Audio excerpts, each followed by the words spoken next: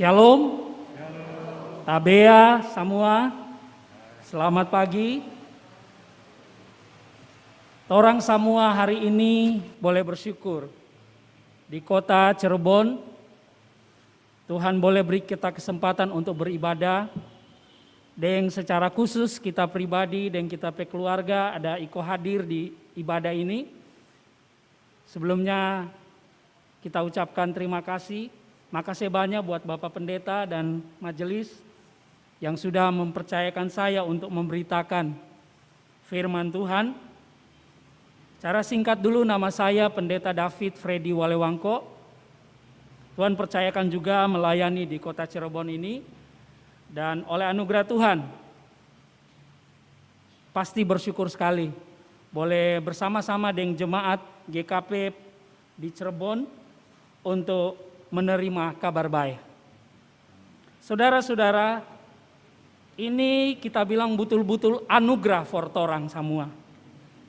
Karena torang lihat bagaimana Tuhan menolong, Tuhan menyertai. Kalau beberapa minggu sebelumnya kita torang semua berada di situasi yang cukup baking tako, cukup baking totofores toh, karena kita sendiri dan kita pe istri, kita pe metua juga mengalami COVID. Mungkin juga ada tuh jemaat-jemaat di tempat ini juga alami. Tapi kita pribadi merasa memang berat sekali. Tapi sungguh bersyukur kepada Tuhan. Kalau hari ini boleh berdiri di sini, kalau jam ini boleh menyampaikan itu kabar baik, itu betul-betul karena Tuhan baik. Saudara-saudara, setiap kali atau kadang kalau ada yang mengundang saya berkhotbah, menyampaikan firman, kebetulan marga saya, fam saya Walewangko. Walewangko setelah kita renung-renungkan itu juga Alkitabiah. Karena Wale artinya rumah, Wangko artinya besar. Itu memberi makna dan arti sorga, saudara. Karena Yesus berkata bahwa aku pergi kepada Bapa untuk menyediakan tempat bagimu. Tuhan kasih sedia tanpa buat orang semua. So tantu tuh tanpa itu bukan tanpa kecil. So tantu tuh rumah itu bukan rumah kecil, tapi pasti rumah besar.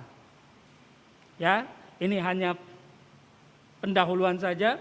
Sehingga orang bersyukur orang sekarang ini berada secara rohani orang so menjadi satu keluarga di dalam Tuhan, di dalam rumah besarnya Tuhan, yaitu kerajaannya Tuhan. Memang orang masih ada di bumi ini, mar orang so terdaftar, orang so dijamin oleh karena Tuhan pe baik, Tuhan pe pengorbanan buat orang luar biasa orang alami. Mar itu iblis memang pintar dan licik. Dia mau berusaha untuk tipu orang manusia. Dia kasih tahu bahwa susah atau bagaimana caranya untuk bisa datang kepada Tuhan. Kong dia bilang Tuhan pe janji-janji itu dusta atau ya pembadusta. Dia berusaha menghalangi supaya orang tidak lihat itu janji Tuhan. Tetapi orang bersyukur kalau hari ini orang boleh mau dengar firman Tuhan. Orang adalah orang-orang yang berbahagia. Judul khotbah saya mengambil sedikit sarinya dari apa yang sudah disampaikan kepada saya. Kita kasih judul, torang musti berani kasih tahu itu kabar baik. Sekali lagi, torang musti berani kasih tahu itu kabar baik. Atau kita harus berani dan tidak malu menyampaikan kabar baik. Bukan sampaikan kabar baik. Buat siapa itu kabar baik? Buat kita dan terlebih bagi orang-orang yang belum mengenal Tuhan. Orang sama-sama mau melihat, tadi sudah dibaca oleh pelayan liturgi di dalam Lukas 4 ayat 18 dan 19. Firman Tuhan luar biasa. Kalau di dalam pembacaan pakai bahasa Manado,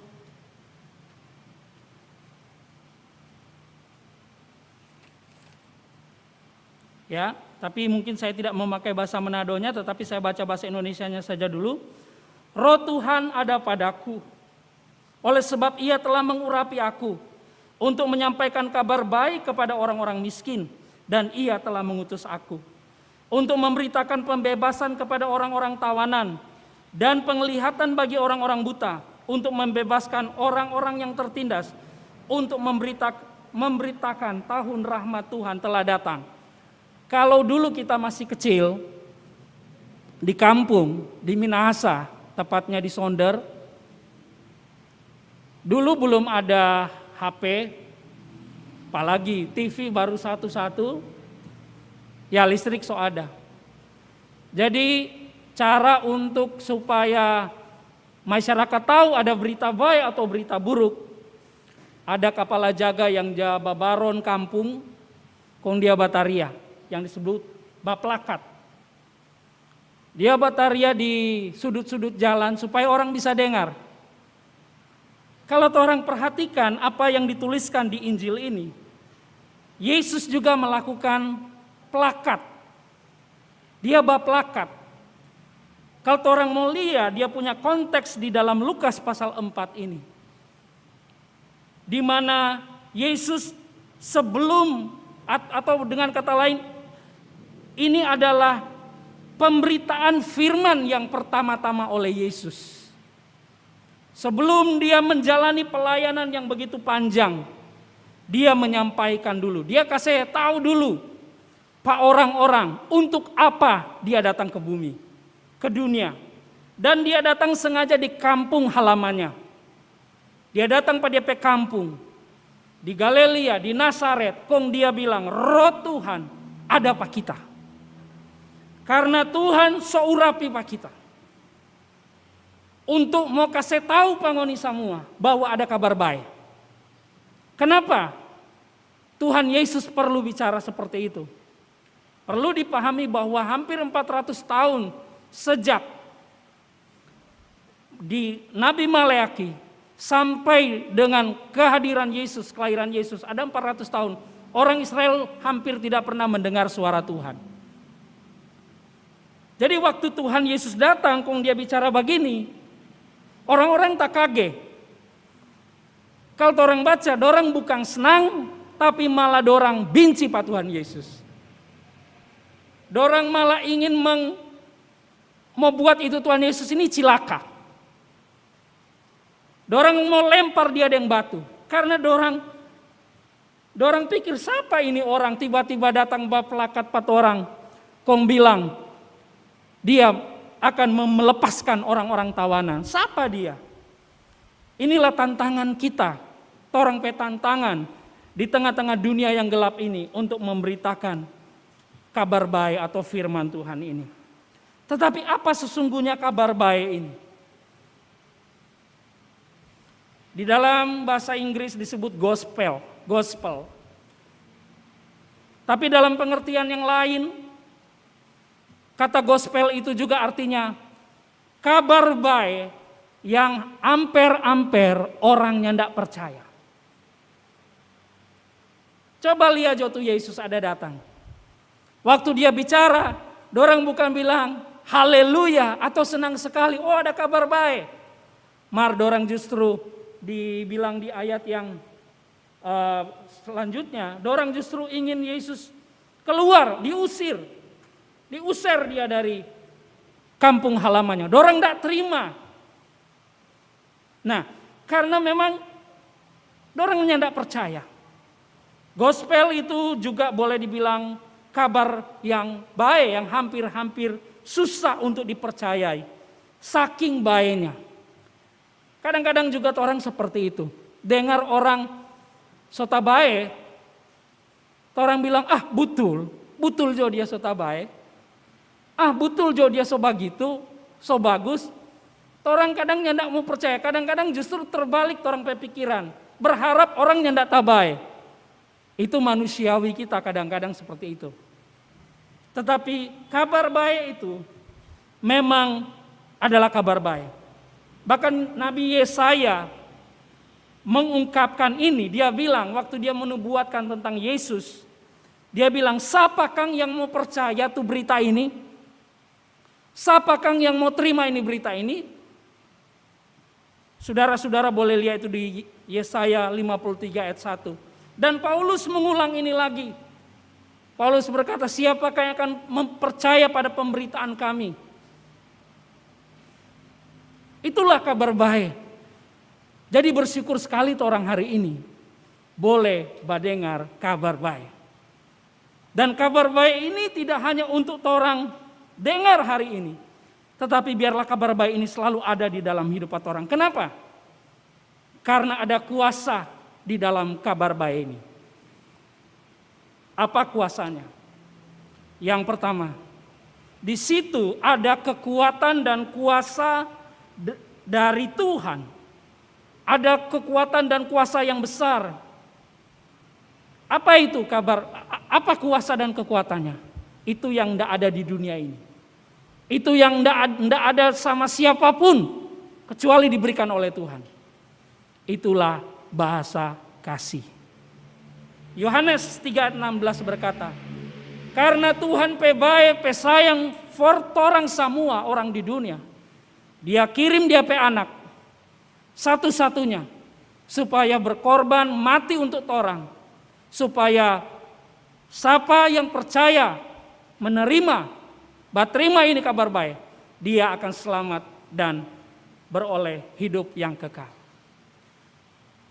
Itu kuasa dari kabar baik. Dan selain itu Paulus juga mengatakan, Paulus bilang di Roma 1 ayat 16 dan 17. Saya kutip dalam bahasa Manado saja. Dia bilang begini, kita ndak malu kalau orang tahu kita beritakan ini kabar baik. Karena dalam bahasa Inggris New King James Versi berkata, I'm not ashamed. Kita ndak malu. Kenapa? Karena tuh Injil kabar baik adalah kekuatan Allah. Tuhan kuat ada di Injil itu. Untuk apa kekuatan itu? Untuk mau kasih selamat orang berdosa kasihan. Dari hukuman kekal. Sehingga itu Paulus ndak pernah malu sejak dia baku dapa dengan Yesus ketika dia mau pergi bunuh orang-orang Kristen di Damsyik, kalau sekarang itu di Damaskus. Di daerah Suria sana, Roh Kudus Yesus datang mendola Saulus waktu itu. Dan sejak saat itu Saulus menjadi Paulus. Dan sejak dia tahu bahwa ada kuasa, ada kekuatan di dalam Injil, dia tidak pernah malu. Dia tidak malu untuk kasih tahu bahwa Tuhan Yesus itu baik. Dia tidak malu kasih tahu bahwa Tuhan Yesus itu sudah mati untuk orang semua. Mungkin pertanyaan buat orang, apakah orang masih sedikit ragu untuk mau kasih tahu ke orang lain Tuhan Yesus itu baik? Paulus tidak. Paulusnya tidak. Dia bilang kita tidak malu. Apapun yang terjadi, kita tidak malu. Kong bagaimana respon daripada manusia mendengar kabar baik ini? Ada 3 respon. Respon yang pertama itu datang dari orang-orang yang pandai. Pandai ya, orang Nado bilang pandai. Yang pinter, yang dia punya pendidikan mungkin sudah S3, so profesor, so doktor. Tapi dorang menolak itu kabar baik. Dalam konteks di Alkitab, doranglah tuh yang disebut orang-orang Romawi yang tidak bertuhan dan orang-orang Yunani yang memiliki hikmat manusia. Orang tahu Yunani itu kaya dengan filosofi, dengan hikmat-hikmat yang luar biasa, Aristoteles, Plato dan sebagainya. Orang-orang Yunani dan Romawi ini tidak terima. Dorang tolak. Kong datang kepada orang yang lebih beragama. Siapa? Alkitab dah tulis. Itu orang-orang paling pambarasa paling benar. Ketika kabar baik ini disampaikan, orang-orang merasa diri paling sok suci. Bapikir dorang sok paling hebat. Bapikir dorang so paling benar, ndak pernah berbuat salah. Dorang letolak ini kabar baik. Padahal dorang mengaku percaya Tuhan.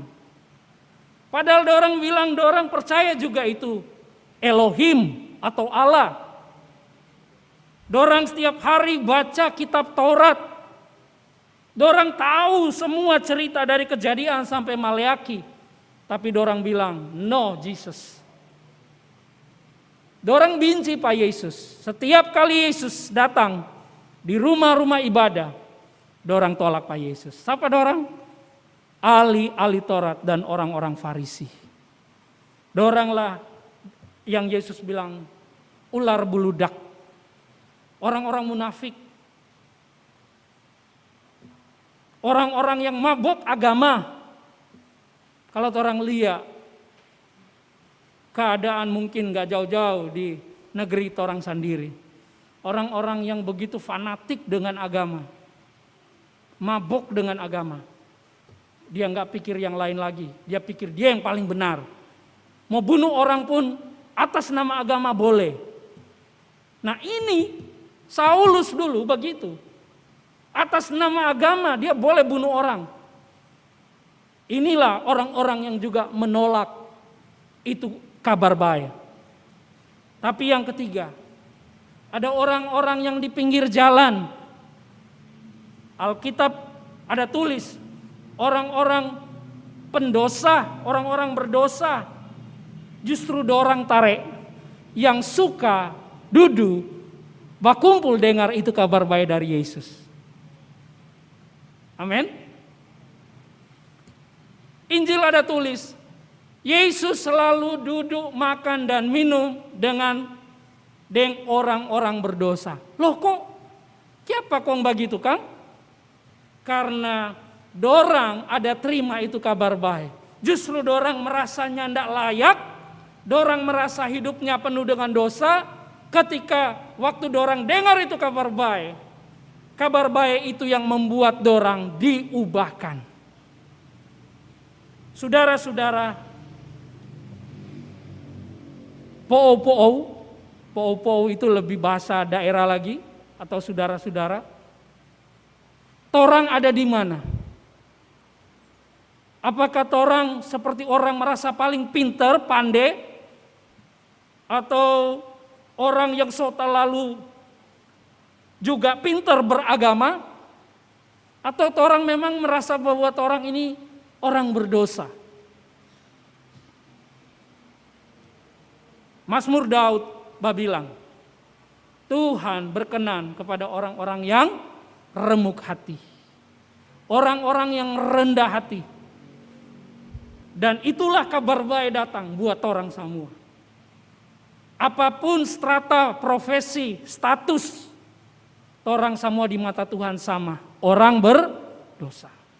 Tapi cuma karena dia sayang, cuma karena dia rahmat, kasih karunia-Nya, orang boleh diselamatkan. Ini yang orang mesti syukuri.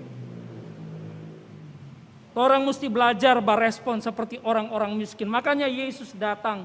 Dia bilang, kabar baik buat orang-orang miskin. Orang-orang tawanan. Orang-orang yang tertindas. Ini lebih banyak berbicara secara rohani. Tertawan secara rohani. Tertindas secara rohani. Saudara. Dan kabar baik itu datang pada orang. Dan orang boleh lihat bukti di dalam Injil bagaimana orang-orang ini mengalami perubahan yang luar biasa sekali. Bahasa kampung Manado bilang cagampang. Cagampang itu maksudnya luar biasa. Nyandak gampang. Kalau orang-orang bertemu dengan Injil pasti berubah. Dampak dari kabar baik ini bisa mengubah orang. Dan orang lihat bagaimana kabar baik ini bisa mengubah orang. Kabar baik bisa mengubah orang. Bukan dituntut tetapi dituntun. Waktu Yesus, bukti yang pertama di Injil. Waktu Yesus ditinggalkan, tuh murid-murid ada kesetinggal apa dia, dorang pergi beli makanan. Kong Yesus ada di dekat parigi Yakub di Yohanes pasal 4. Di situ Yesus duduk, tengah hari tua. Ada seorang wanita, ada perempuan yang rasanya aneh. Tengah hari tua dia datang mau batimba air di situ. Ketika dia datang batimba air, dia baku dapa dengan Yesus. Kalau orang baca ini, orang pasti punya pertanyaan yang sama. Emang ada orang batimba air di tengah hari tua? Dulu waktu kita kecil juga, karena orang belum ada air keran, pam, pagi sore itu batimba air. Buat mandi, buat cuci baju, buat rebus air atau masakan, bikin makanan, pagi dan sore. Tetapi wanita ini datangnya tengah hari tua. Ternyata kote, dia punya kehidupan yang ancor-ancor memang. Dia tidak berani datang pagi hari karena baku dapat dengan dia tamang-tamang yang lain. Atau sore hari apalagi lebih banyak lagi yang datang. Dia datang baba sambunyi, siang hari dia datang. Dia tidak sangka baku dapat dengan Yesus di situ. Karena dia memiliki kehidupan yang jauh dari sempurna. Kehidupan yang tidak layak. Tetapi Tuhan itu baik sekali. Kita percaya Tuhan setting itu dari awal. Karena Tuhan tahu. Tuhan Maha tahu. Dan waktu dia baku dapat dengan Yesus, singkat cerita di dalam Yohanes pasal 4 ini. Apa yang terjadi? Wanita ini diubahkan atau berubah. Dia hidup langsung berubah. Kalau orang baca dia dialog, orang tidak akan temukan di mana Yesus menghakimi wanita ini. Tapi Yesus cuma kasih tahu fakta dari kehidupan wanita ini. Tapi dia tidak menghukum wanita ini. Dia cuma kasih tahu, kalau ngana mau terima itu air hidup ini, ngana ndak akan aus lagi. Mar kalau ngana minum tuh air di parigi ini, ngana akan tetap terus aus. Apa arti rohaninya? Dia arti kalau ngana mau cari senang dengan cara duniawi, ngana nggak akan pernah puas. Ngana akan kosong terus. Ngana akan menderita merana terus. Tapi kalau ngana terima pak kitalah air kehidupan itu. Ngana percaya kong tu wanita ini dalam dialog itu. Dia percaya, dia menerima air hidup yaitu Yesus sendiri. Apa yang terjadi? Apakah Tuhan Yesus ada hakimi pada dia? Oh ngana kote ini memang wanita, katakanlah kata-kata kasar, orang Manado kata-kata kasar, aduh tuang ngampung. Sakit telinga kalau orang dengar. Yesus tidak menghakiminya, tidak menghakimi sekalipun. Tapi Yesus cuma bukakan fakta siapa dia. Dan waktu itu dia baru sadar. Dan akhirnya dia terima itu Tuhan Yesus. Apa yang terjadi? Setelah dia terima kabar baik pribadi Yesus, dia kasih langsung entah refleks atau memang satu ekspresi. Dia kasih tinggal, dia timba kong, dia pergi lari. Dia pergi pada dia satu kampung. Yang anehnya, berubah. Dia justru soalnya ndak malo bakuda pada orang kampung. Kong dia bataria, dia bapelakat. Kita bakuda pada yang Mesias. Kita mengalami perubahan. Kalau ngoni juga mau alami hal yang sama, dia ada di sana. Datang bakuda pada yang dia. Cerita ini bukan dongeng. Cerita ini adalah true story yang terjadi dalam kehidupan wanita Samaria ini. Apa yang orang bisa ambil di sana? Hanya Yesus, hanya kabar baik yang bisa merubah orang. Seringkali orang berusaha merubah orang dengan cara yang salah. Misalnya model kayak ke anak-anak, anak ini, ayo Pak berubah anak. Atau misalnya tamang sejawat, kalau di kampung, ya puji Tuhan di sini nggak ada komunitas-komunitas begitu. Siang malam dengcak tikus. Kalau di kampung, kita kalau pulang kampung itu lihat tuh anak-anak remaja baru usia 15, Kong pendeta datang kong langsung marah-marah.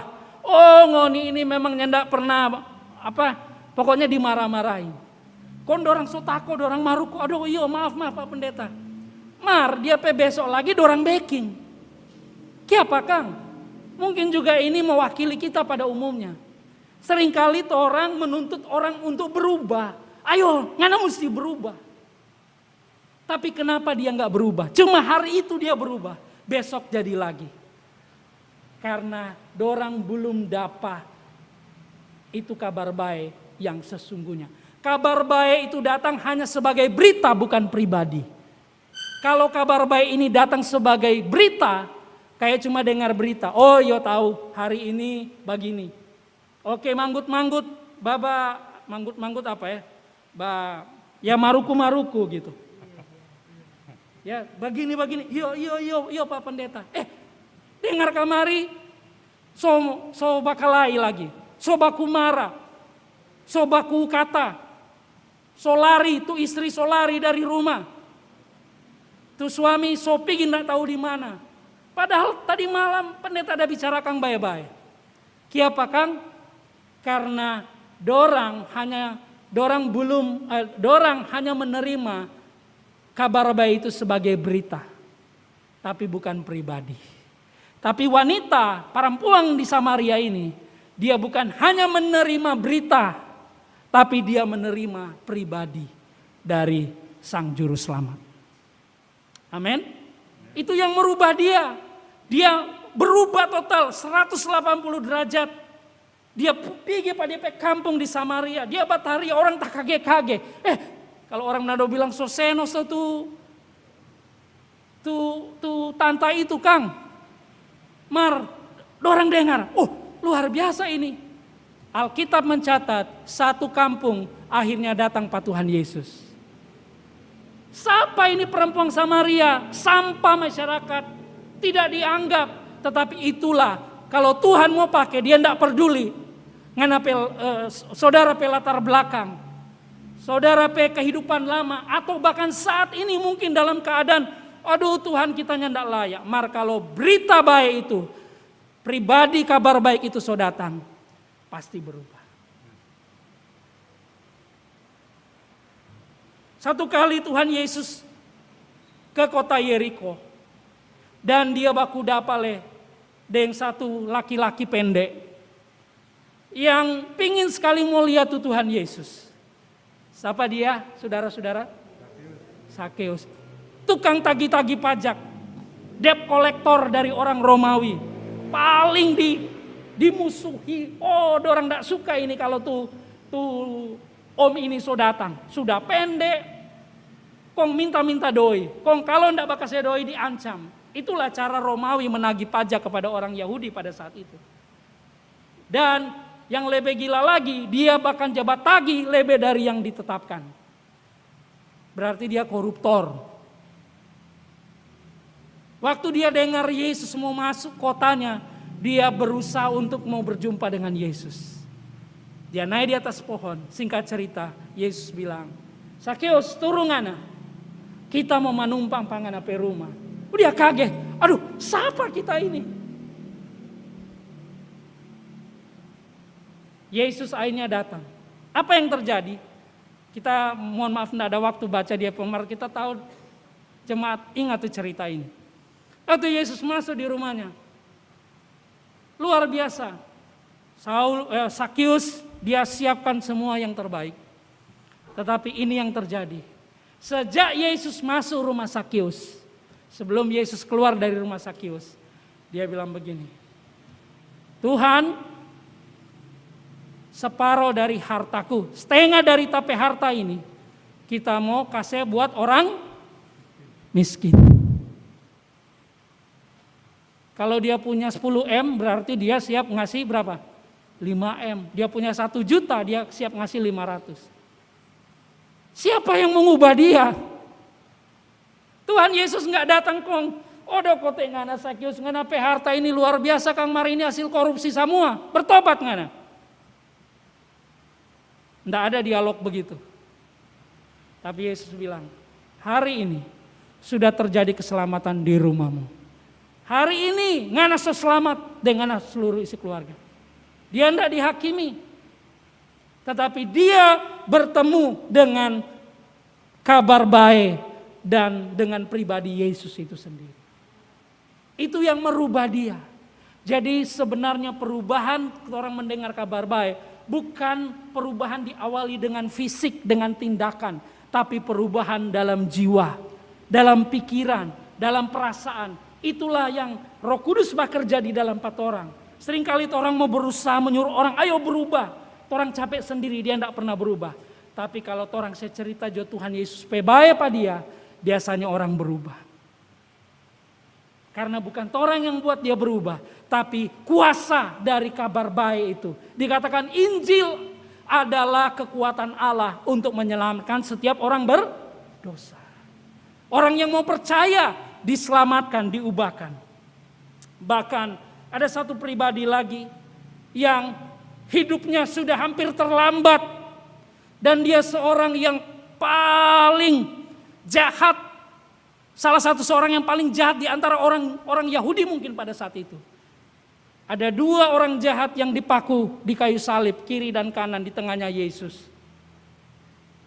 Kalau orang disalib itu orang yang gak bisa diampuni. Dosanya luar biasa.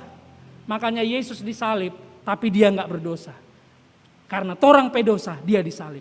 Nah, kita mau cerita tuh orang sebelah kanan. Waktu terakhir itu, penjahat yang di sebelah kanan bilang begini, Tuhan, ingat akan pak kita kasihan. Kalau ngana sodi sorga. Setelah itu orang bertanya, orang jahat masih mau berkata begitu sama Tuhan. Dari mana dia punya sumber, dia bisa tahu bahwa Yesus itu Tuhan yang sanggup menyelamatkan dia. Ini yang saya mau katakan, ini yang kita mau bilang. Dia pasti pernah dengar kabar baik. Cuma belum ada kesempatan untuk mengungkapkan. Dan kesempatan itu dia tidak sia-siakan ketika dia disalib. Dia berkata, Tuhan ingat akan pak kita. Kong Yesus bilang apa? Hari ini ngana sama-sama dengan kita di Firdaus. Ini bukti bahwa kabar baik itu sungguh-sungguh luar biasa di dalam setiap orang hidup. Kita mengulang sekali lagi, Yesus bukan memberitakan kabar baik saja. Kalau cuma kabar baik banyak. Malah sekarang kalau orang nonton TV, kong tuh kabar baik semua, TV itu enggak laku. Koran enggak laku, betul enggak? Enggak laku, orang enggak mau baca. Orang pengen ada berita-berita spektakuler, hebat-hebat. Mari Yesus itu bukan sekedar memberitakan kabar baik. Tapi dialah kabar baik, pribadi kabar baik. Yang menjadi solusi, yang menjadi jalan untuk kita semua. Makanya dia bilang begini, akulah jalan, kebenaran dan hidup. Yang tidak ada seorang pun bisa datang kepada Bapa jika tidak melalui aku. Kong ini luar biasanya Bapak Ibu. Dia yang adalah kabar baik, sang pribadi kabar baik, dia sekarang ada di mana? Boleh orang bilang dia ada di surga, iya pasti. Maaf. Yang luar biasanya, Alkitab mencatat, dia sekarang ada di dalam 4 orang pehati. Amin. Paulus bilang di Kolose 1 ayat 27. Kristus ada di tengah-tengah pangoni. Bahasa Inggrisnya, Kristus di dalam kamu. Pangoni di dalam diri. Di dalam hati, di dalam roh ada Kristus.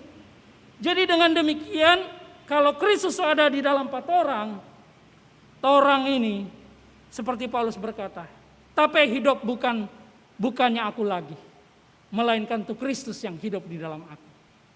Jadi kalau demikian, secara natur ilahi, orang ini adalah kabar baik buat orang-orang. Karena Yesus adalah kabar baik, amin.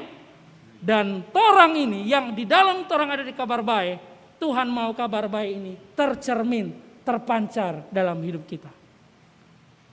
Bukan cuma di pikiran, tetapi dalam kata-kata dan terlebih dalam perbuatan.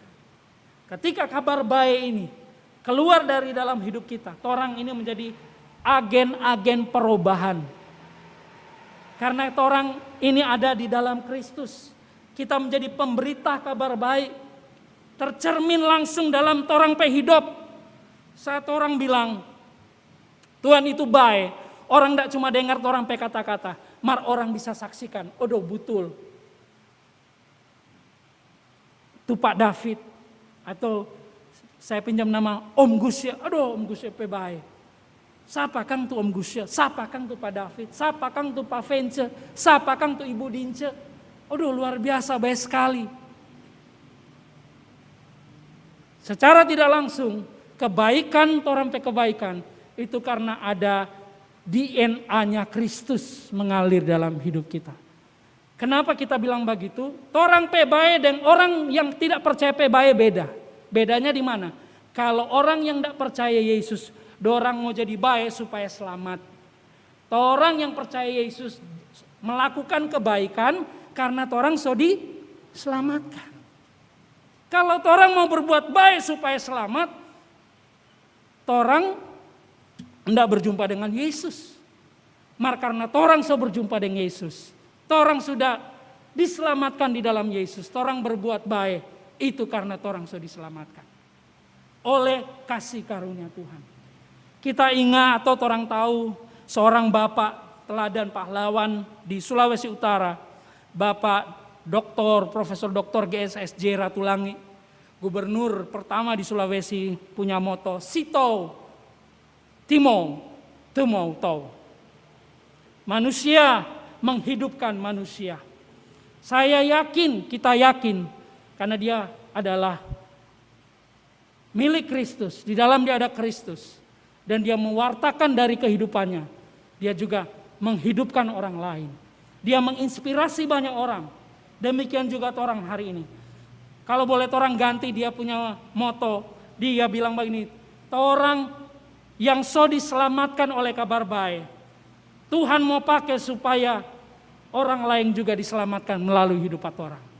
Sito Timo ini bukan cuma untuk di dunia kerja, di dunia pergaulan atau apapun, tetapi itu juga ada berita Injil, ada kabar baik yang bisa didengar, dilihat oleh orang lain. Saudara-saudara, sebelum saya tutup khotbah ini, ada satu lagu yang cukup kita kenal, melegenda malah buat orang wilayah timur Sulawesi dan Maluku. Ada tuh lagu bilang Injil menyala di dalam hati. Pernah dengar tuh lagu itu? Ya. Nanti setelah khotbah saya minta izin 3 menit untuk kita dengar lagu ini. Nah, lagu ini berkata biar Injil tetap menyala.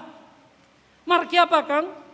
Menyanyi dengan semangat, bahkan sampai menangis, tetapi setelah itu hidupnya tidak berubah.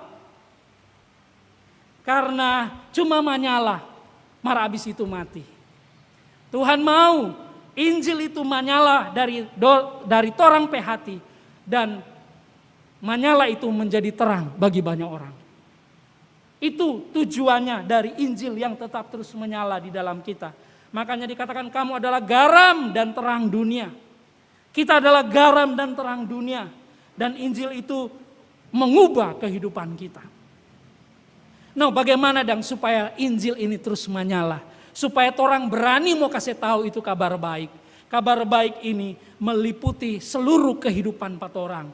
Ya, waktu ada orang sakit, orang bisa cerita tentang kebaikan Yesus. Waktu ada orang menderita di rumah sakit, orang bisa datang dan mendoakan mereka. Dan orang kasih cerita tentang Tuhan Yesus baik.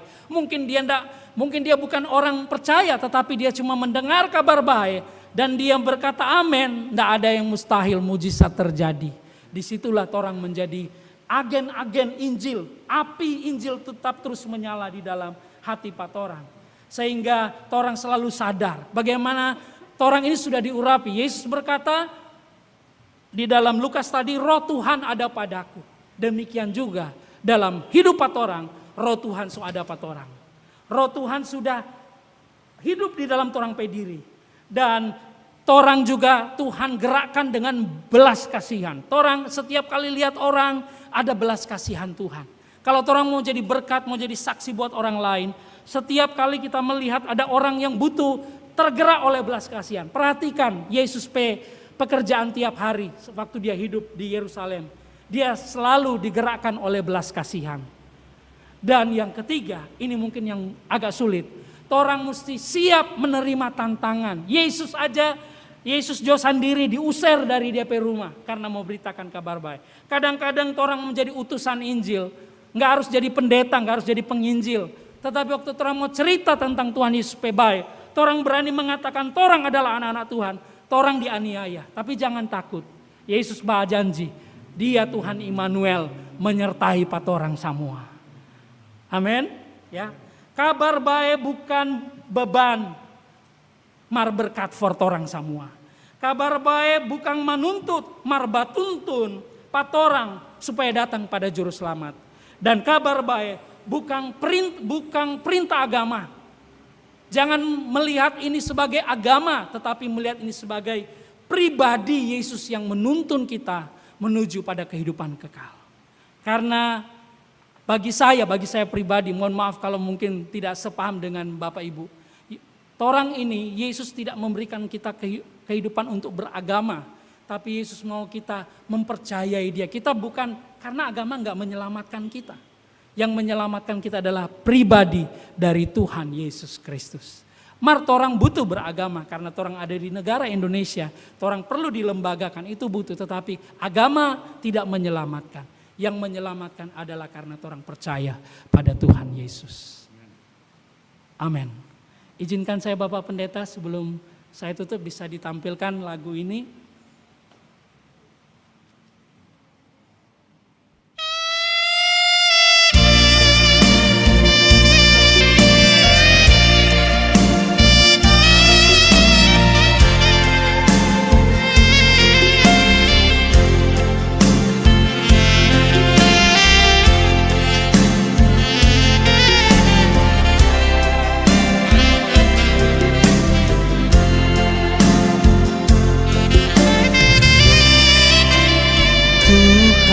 Punya maksud untuk torang dotu-dotu.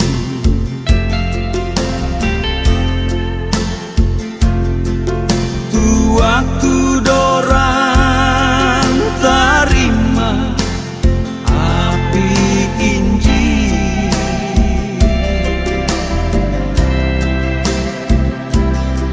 sekarang ndak ada, yang tinggal cuma pasangan for anak cucu semua sekarang ini.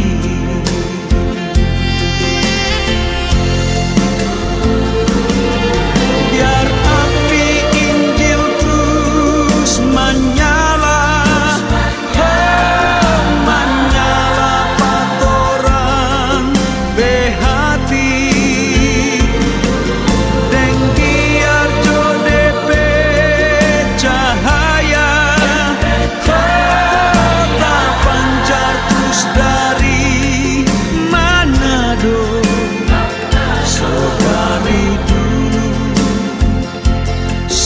sampai Tuhan Yesus balik kembali.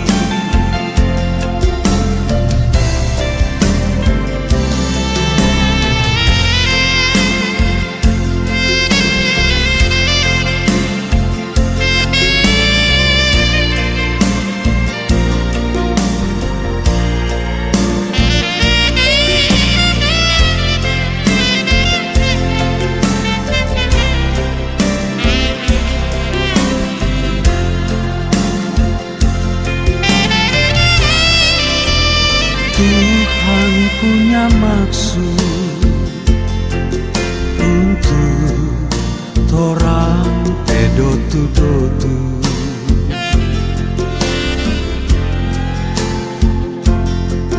Tu waktu dorang terima api Injil,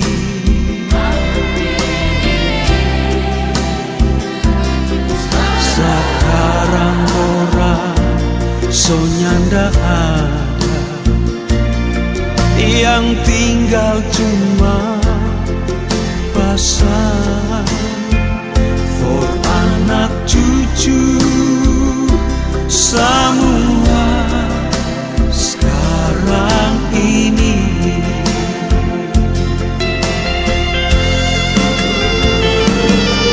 Biar api Injil terus menyala, oh menyala patoran behati,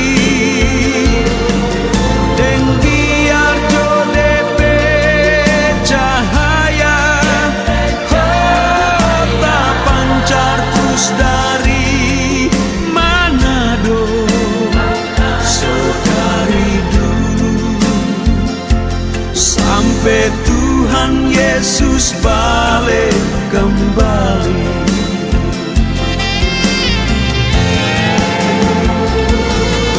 Biar api Injil terus menyala, oh menyala patoran behati, dan biar jodepe cahaya, oh tak pancar terus dari Manado, so dari dulu sampai Tuhan Yesus balik kembali. So dari dulu sampai Tuhan Yesus balik kembali.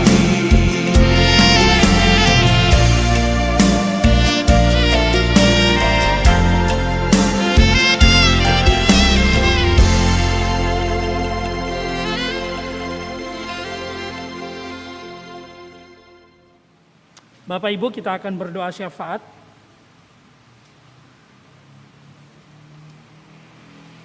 Di akhir doa pelayan,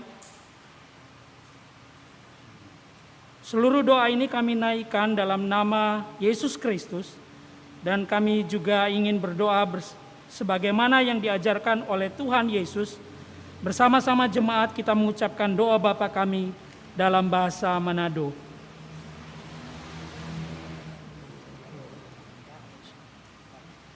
Torang pe Bapa yang ada di sorga, torang minta supaya semua orang hormat tu Bapa pe nama.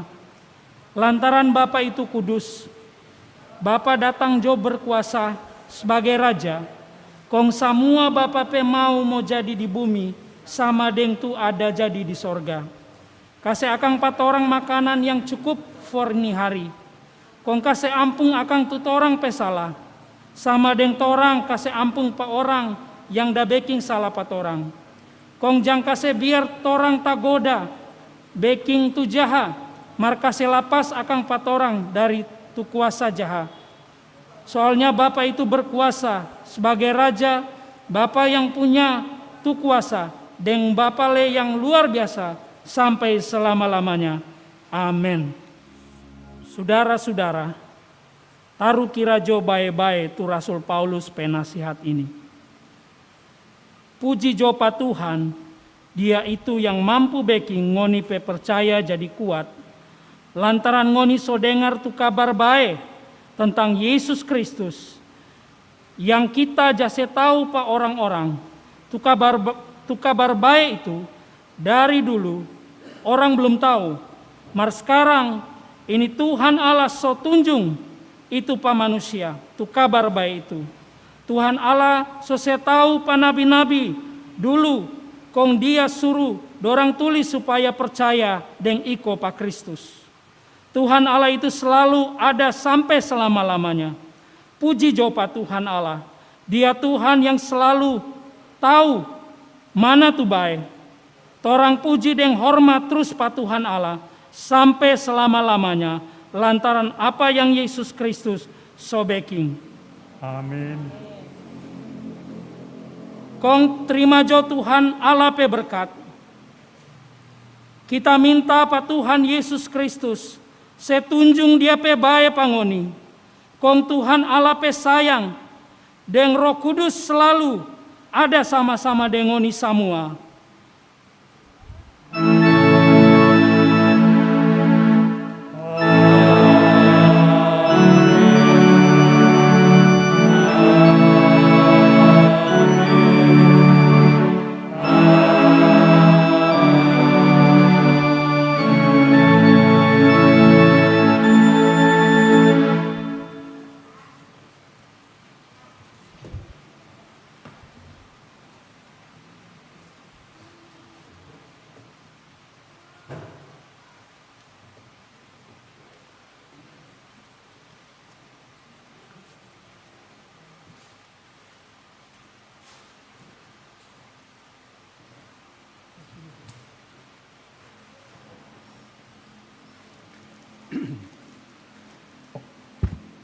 Bapak Ibu sekalian, sebelum kita bersalam-salaman,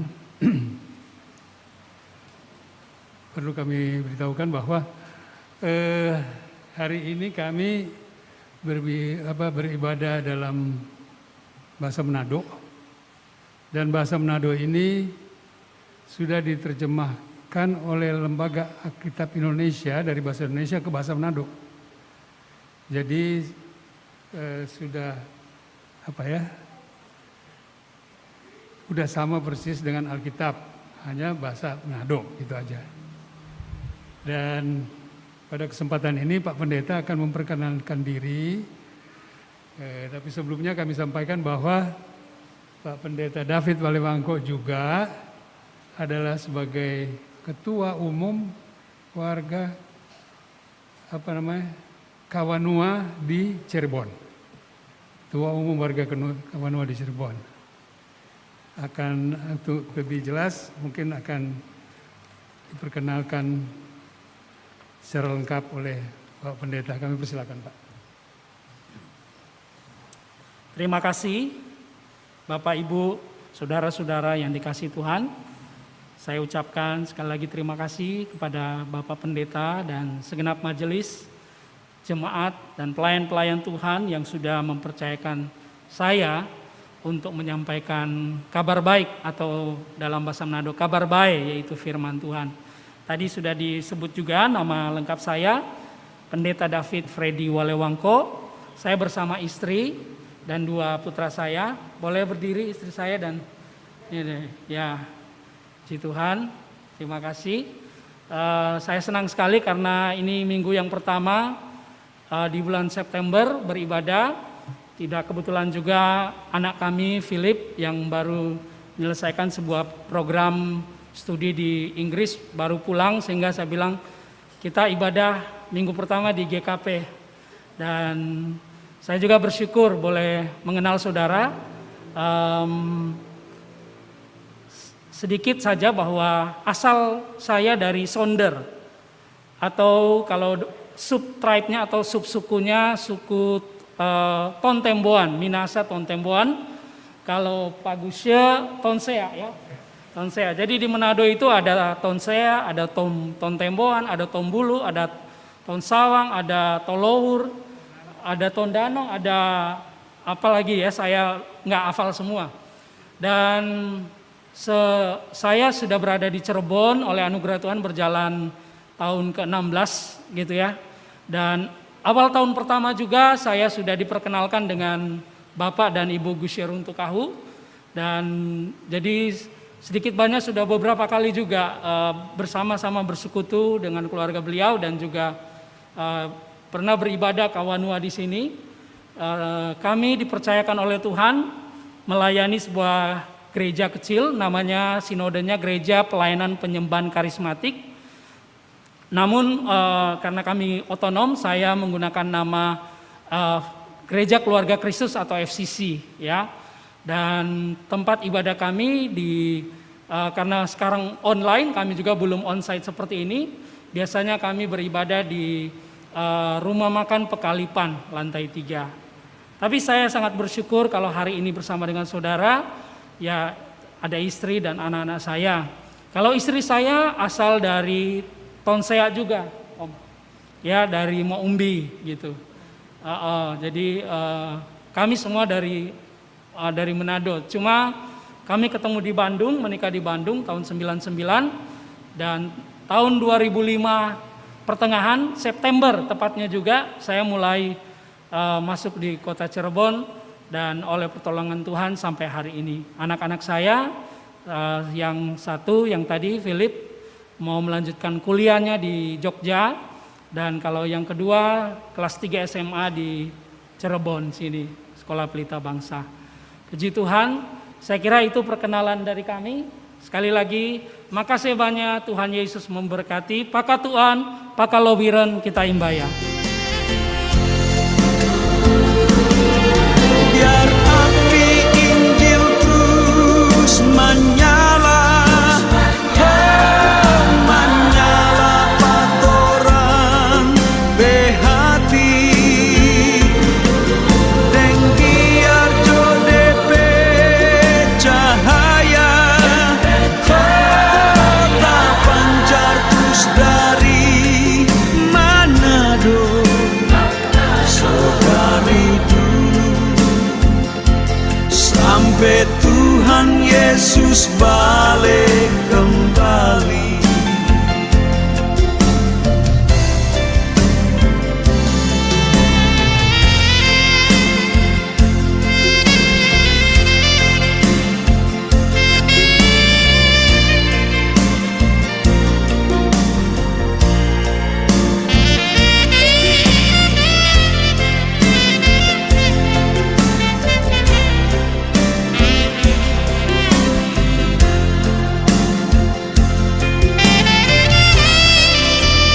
Tuhan punya maksud untuk torang pedotu-dotu.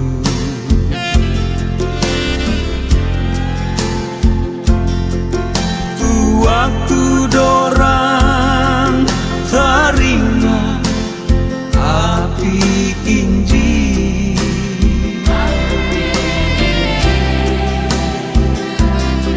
sekarang orang sonyanda ada, yang tinggal cuma pasang for anak cucu semua sekarang ini.